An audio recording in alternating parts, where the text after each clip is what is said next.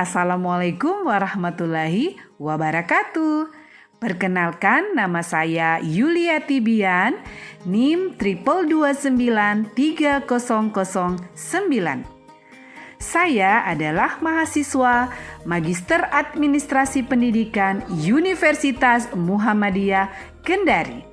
Pada kesempatan kali ini, saya akan memaparkan terkait tugas analisis landasan teoritis Total Quality Management. Disimak ya. A. Konsep penjaminan mutu. 1. Mutu adalah kesesuaian dengan standar atau kriteria mutu yang telah ditentukan. Menurut Philip B. Crosby, mutu tercapai ketika produk memenuhi persyaratan yang telah ditentukan, baik dari segi bahan baku, proses produksi, maupun produk jadi. Yang kedua, mutu juga dapat dilihat dari sudut pandang kepuasan konsumen. Menurut Edward Deming, perusahaan yang bermutu adalah perusahaan yang mampu menghasilkan produk yang sesuai dengan kebutuhan dan harapan konsumen. Selanjutnya yang ketiga adalah mutu diartikan sebagai kepuasan pelanggan sepenuhnya, di mana Feigenbaum menyatakan bahwa suatu produk dianggap bermutu jika dapat memberikan kepuasan penuh terhadap konsumen sesuai dengan harapan mereka terhadap produk tersebut. Yang keempat adalah mutu melibatkan aspek dinamis yang meliputi produk, tenaga kerja, proses, dan juga lingkungan. Menurut Grevy and Davis, berpendapat bahwa mutu adalah suatu kondisi yang terus berubah dan berkaitan dengan peningkatan atau perubahan dalam keterampilan tenaga kerja, proses produksi, tugas, dan lingkungan perusahaan. Maka, berdasarkan beberapa pendapat para ahli terkait dengan pengertian mutu, dapat disimpulkan bahwa mutu adalah kesesuaian dengan standar atau kebutuhan pasar atau konsumen yang melibatkan kepuasan konsumen, perubahan, dan peningkatan dalam proses produksi, yang mana mempengaruhi produk, tenaga kerja, dan lingkungan dalam mencapai mutu yang diinginkan. Selanjutnya adalah landasan teoritis terkait Total Quality Management. Jaminan mutu didesain sedemikian rupa untuk menjamin bahwa produksi yang dihasilkan adalah produk yang memenuhi standar yang telah ditetapkan. Sehingga ada perbedaan antara jaminan mutu dengan kontrol mutu. Kontrol mutu kegiatannya dilaksanakan pada akhir kegiatan. Sedangkan jaminan mutu adalah kegiatan yang dilaksanakan dengan tujuan mencegah produk gagal atau menciptakan produk tanpa cacat.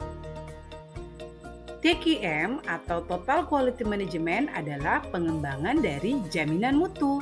TQM sendiri adalah sebuah usaha yang menciptakan sebuah budaya mutu yang mendorong semua stafnya untuk memuaskan para pelanggannya, karena dalam konsep TQM, pelanggan adalah raja. B. Penjaminan mutu pendidikan. Dalam dunia pendidikan, pandangan mutu mencakup 3 hal, yakni input, proses, dan output. Input meliputi sumber daya manusia dan sumber daya lainnya, serta harapan-harapan yang menjadi panduan bagi proses pendidikan. Kesiapan input yang tinggi dapat menandakan tingkat mutu input yang tinggi pula. Kedua, proses pendidikan adalah perubahan yang terjadi selama proses pembelajaran.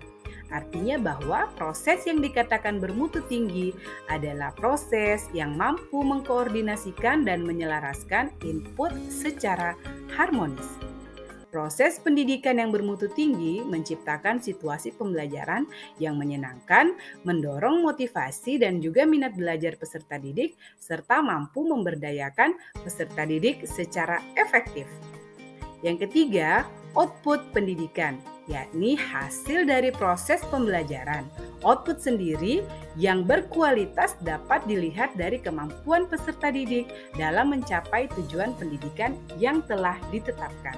Nah, output pendidikan yang bermutu tinggi adalah output yang sesuai dengan harapan dan tujuan pendidikan yang mencerminkan pencapaian kompetensi dan juga peningkatan kualitas peserta didik. C. Manajemen Mutu Pendidikan dan Total Quality Management atau TQM. Pengertian manajemen pendidikan sangat beragam, tetapi apabila ditarik sebuah benang merah tentang pengertian manajemen pendidikan itu sendiri, maka dapat diartikan sebagai bentuk penerapan manajemen atau administrasi dalam merencanakan, mengelola, mengatur, mengalokasikan, dan juga mengevaluasi sumber daya yang terdapat dalam dunia pendidikan.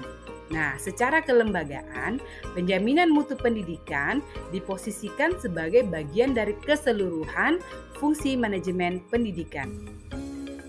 Pemerintah melakukan akreditasi sebagai salah satu cara atau metode yang digunakan dalam sistem penjaminan mutu pendidikan dan manajemen mutu secara keseluruhan atau biasa disebut dengan Total Quality Management.